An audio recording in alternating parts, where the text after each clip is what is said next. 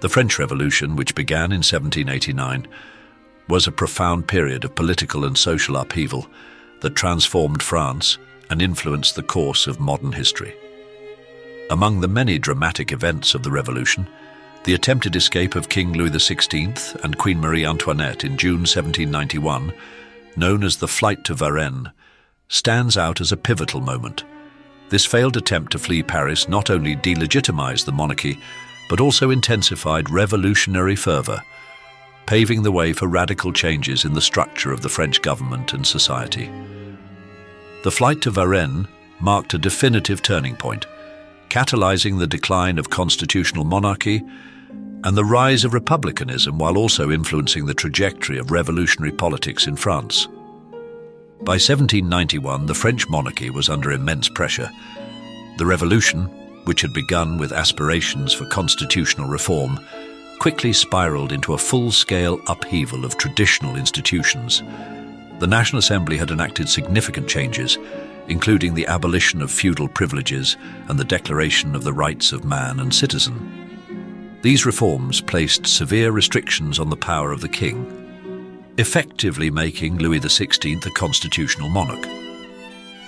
For Louis XVI and his family, these constraints were humiliating and untenable. The king, a firm believer in the divine right of kings, struggled to reconcile his diminished authority with his personal beliefs. His wife, Marie Antoinette, further exacerbated the situation by advocating for a firm stance against the revolution. She maintained correspondence with her brother, Emperor Leopold II of Austria, seeking his assistance in restoring royal power in France. The royal family felt increasingly threatened by the political climate in Paris, where revolutionary fervor had grown and anti-monarchist sentiments were on the rise. The failed insurrections of October 1789 and the imprisonment of the royal family in the Tuileries Palace only heightened their sense of insecurity. The royal family decided to flee Paris, seeking refuge in Montmédy, a fortress town near the border with the Austrian Netherlands. Their plan was to regroup with loyalist forces and seek military support from foreign monarchies to counter the revolution. The escape was meticulously planned with the aid of Count Axel von Fersen, a loyal ally of the Queen. Despite their careful preparations, the operation was fraught with miscalculations and flaws that would ultimately lead to its failure. The royal family's escape began on the night of June 20th, 1791. Disguised as commoners, they left the Tuileries Palace in a large, conspicuous carriage. The journey was plagued by delays, logistical issues, and poor decision-making. For instance, their choice of a slow and cumbersome coach drew unnecessary attention. Moreover, their departure was delayed by several hours, giving the revolutionaries in Paris time to react once their absence was discovered. As the family traveled toward Montmédy, their identities were recognized multiple times by locals along the way. The king's likeness on currency made him particularly easy to identify. In Varennes, a small town near the border, their journey came to an abrupt end. A local postmaster recognized Louis XVI and raised the alarm. The royal family was detained by the National Guard and subjected to a humiliating return to Paris. Along the way, they were met with jeers and insults from crowds of angry citizens who viewed their attempted escape as a betrayal of the revolution. The flight to Varennes was a public relations disaster for the monarchy. It exposed the king's lack of commitment to the revolutionary cause and confirmed the suspicions of those who believed he was conspiring with foreign powers to restore absolute rule. The event was a profound shock to the French public, who had hoped that the king would support the constitutional reforms and work with the National Assembly to stabilize the nation.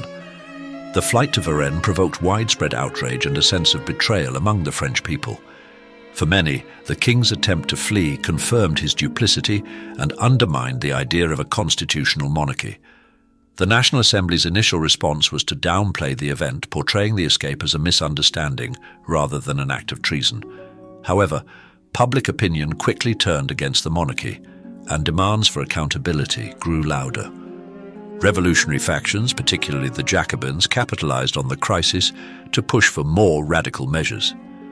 The king's flight strengthened the argument for republicanism, as it became evident to many that Louis XVI could not be trusted to uphold the constitution. The Cordelier Club, another radical group, called for the king's abdication, while moderate factions struggled to maintain the viability of a constitutional monarchy.